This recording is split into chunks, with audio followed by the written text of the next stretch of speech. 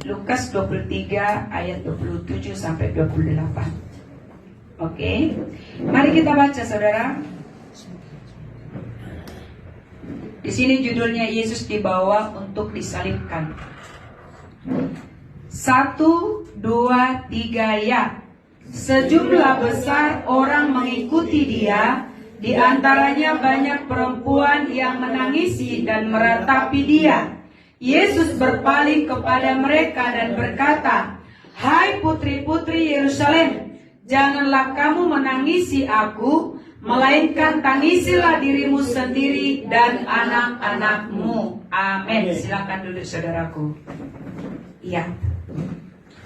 Saudara yang dikasihi oleh Tuhan, saya melihat ya, ketika tiba saatnya yang namanya memperingati kematian Yesus, banyak orang-orang ya, khususnya di Tapanuli Utara, pergi ke kuburan, ya kan?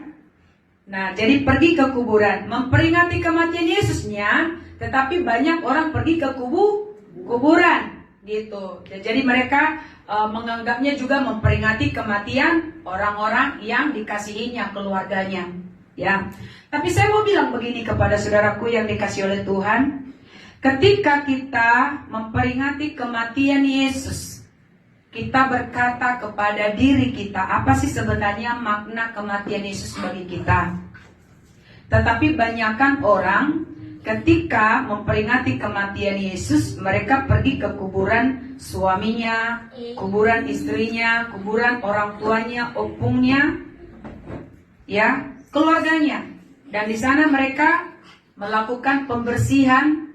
Ada juga banyak di antara mereka juga yang mengambil tanah yang baru untuk ditimbun ulang. Lalu ditanam di situ bunga-bunga, lalu di situ mereka juga menangis-menangis. Lalu juga mereka di situ mengajak berbicara orang matinya. Coba jujur dulu yang di sini, yang pernah melakukannya siapa? Angkat tangan. Ayo, yang pernah melakukannya? Iya, pernah melakukannya, pergi ke kuburan pada saat memperingati kematian Yesus, dibersihkan kuburannya, ya kan? Lalu ditaruhkan di situ bunga-bunga, ditaburkan, diajak berbicara orang matinya, atau mersuap, ya, cuci muka maksudnya, cuci muka. Lalu setelah itu diajak ngomong orang matinya, opung, masarma, todimu, tusude poparamu, bahasa Batak. Bahasa Indonesia itu apa ya? Ya, apa bahasa Indonesia Mustopun? Masaur itu apa bahasa Indonesia masaur? Ya itu dah, apa bahasa Indonesia maksudku? Itu kan. Nah, jadi masaur mah todimu tusude poparamu.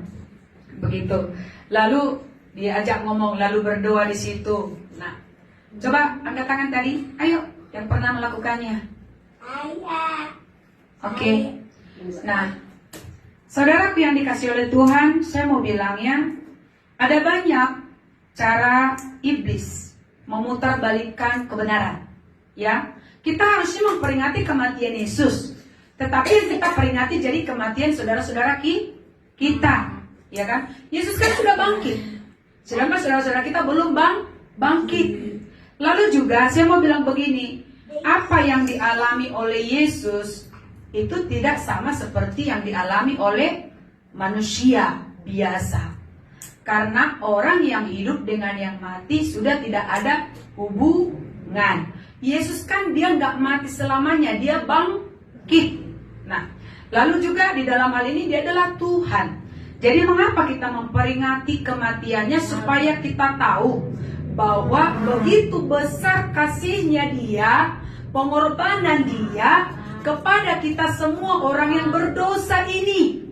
Dia pikul salibnya, dia jalani semua sampai ke bukit Golgota untuk menanggung semua dosa-dosa kita, penderitaan kita, sakit penyakit kita, agar kita selamat.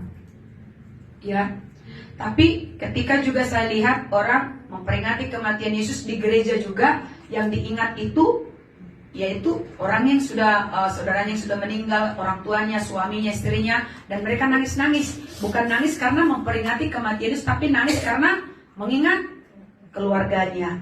Saudara, jangan pernah biarkan iblis masuk ke dalam hidupmu, ya. Saya mau bilang, cuci muka itu apakah ada artinya?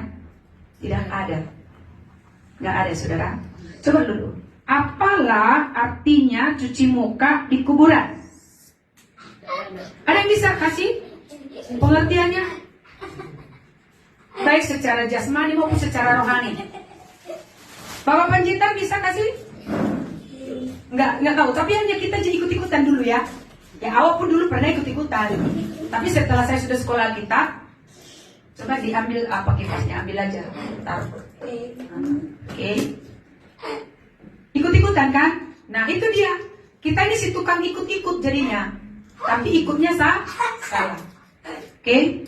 Tidak ada artinya, saudara. Jadi gini, sesuatu yang diwariskan dari kakek nenek moyang kita, kalau tidak tahu maknanya sesuai firman Tuhan, kebenaran, jangan ikut-ikut. Apalah coba? Kita masuk nih ke dalam pencucian muka. Ayo. Tapi semuanya giliran nih. Cuci muka pasti kuburannya. Yang ada nanti tiba-tiba kecuci mukanya, matanya jadi melihat apa? Setan. Iya, bisa. Jadi melihat setan setelah dicuci mukanya, matanya. Gitu. Itu satu. Jadi ini nggak ada artinya. Saya mau bilang begini. Saya di sini mau bilang dengan jelas, tidak ada artinya baik secara jasmani maupun secara rohani. Pencucian muka di kuburan tidak ada. Jadi jangan ikut-ikutan ya. Berdosa kita. Lalu yang kedua, mengajak ngomong orang yang sudah meninggal juga tidak ada artinya. Yang ada nanti di situ setannya itu bisa masuk ke orang yang di kuburan itu. Lalu menyamarlah setannya menjadi opungnya, menjadi orang tuanya, amang borunya. Ada satu kali, saudara, ini keluarga Namboruku. Jadi keluarga Namboruku ini mereka berkumpullah di desa Purbatua, di tempat saya tinggal, tempat saya lahir. Anak-anaknya pulang. Nah, pada saat itu ada satu menantu dari borunya Namboruku ini, dia tidak bisa bahasa Batak, saudara. Tetapi sewaktu mereka pergi ke kuburan Namboruku ini, saudaraku, dia kerasukan. Dan apa yang terjadi? Bahasanya dia itu benar-benar totok bahasa Batak. Dan persis sekali katanya, suaranya itu seperti suara daripada Namboru saya. Dan apa yang terjadi, saudara? Mereka percaya itu Namboruku. Dan pada saat itu, orang yang sudah saya pernah doakan, cucu bapak tuaku, juga ikut jadinya kena. Karena dia saat itu menggendong si wanita ini. Ya. Nah, saya mau bilang, ketika kita pergi ke kuburan, saudara, bukan kita menjumpai keluarga kita yang sudah mati, tetapi kita menemui setan.